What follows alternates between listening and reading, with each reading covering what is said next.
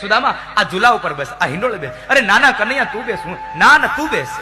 બે મિત્રો એક હિંડોળા ઉપર બેઠા છે. જે હિંડોળા ઉપર ભગવાન બેસતા એ હિંડોળા ઉપર સુદામાને બેસાડ્યો છે. સાહેબ, આ મિત્રતા છે. બે મિત્રો બેસે છે, પણ ભગવાન કૃષ્ણનું આ વૈભવ જોઈ અને સુદામો એટલું બોલ્યો છે, કનૈયા એક વાત કહું.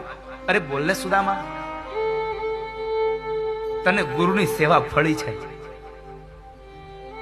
તે ગુરુની જે સેવા કરી ને એ સેવા તને ફળી છે. તમે જોતો ખરો તારો વૈભવ કેટલો વૈભવ છે. આ વૈભવને જોઈ અને સુદામાને થયું કે હવે આને પૌવા ન દેવાય, હવે આને પૌવા ન દેવાય. એટલે સુદામો વારંવાર પેલી પૌવાની પોટલી સંગ્રહ કરે, વારંવાર સંગ્રહ કરે છે. કારણ આને પૌવાને દઈશ તો મારી શું કિંમત થશે, મારી શરમ, મારી લાજ જશે. બે મિત્રો વાતો કરે, એમાં ભગવાન કૃષ્ણએ સુદામાને પૂછ્યું, સુદામા